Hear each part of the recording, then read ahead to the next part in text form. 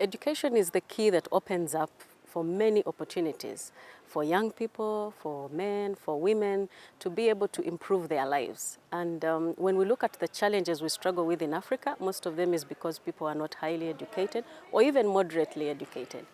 Examples like health. For instance, look at the issue of Ebola going on. It's really a matter of helping people understand what are the causes of the disease, how can you protect yourself against it. Same thing with HIV/AIDS, same thing with tuberculosis. All these diseases are really on the rise in Africa because people are not well educated. They don't understand the implications of it.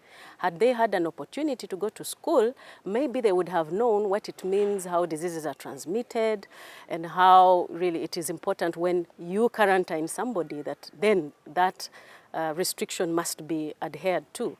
And so that is one of the key elements that, you know, if we also want to have a productive population, healthy population, you know, people who will work. Most of the development sector in Africa is agriculture based. Most of us are into agriculture. So how can you have a sick population producing? You need to have a healthy population that is going to produce the right kind of products, and then also highly educated to be able to do, you know, to produce what they need to produce. And when you look at the chain of production, when you look at the value chain, it's not just about producing crops in the garden. It's also about processing, it's about adding value, and all these things require education. You need to be trained, you need to be skilled, you need to be knowledgeable, and you need to understand the standards that are needed. For instance, if you want to engage in the international market, there's a certain standard required for every product, you know, for every commodity.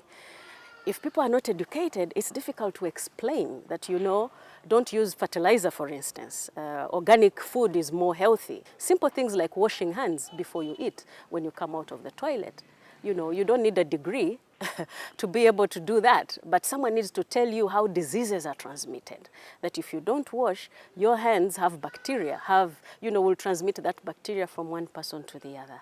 And I think that's why health is really an important issue, and why education is really important, because many of these things hinge upon that.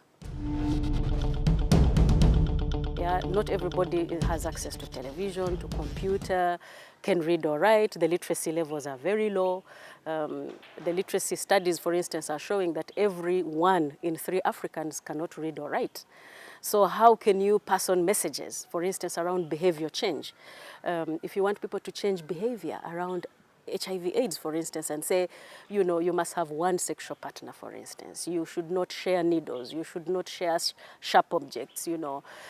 If you're pregnant and you're a mother who is expecting, please go to the hospital in good time to have a check for HIV/AIDS done, so that then the doctors can know how to help you deliver your child, so that your child doesn't get the infection from you. All this requires a real good way of understanding and explaining. And so, you know, education still is the good way, is the best way to really reach out to the young, the old, and the middle-aged, because you can have different forms of education. You can have primary education, so you tap into the young ones who are growing. Then you have adult education. Adult education reaches out to those who didn't have the opportunity to go to school, but they can still now be educated. And education opens up your mind to many things. You understand the world view, you understand perspectives, why people do this, why society functions this way, why it's important to respect people, respect each other, why it is important, for instance, to be clean, you know, why it is important, for instance, to have certain behaviors and certain manners. So it really opens you up to a new perspective.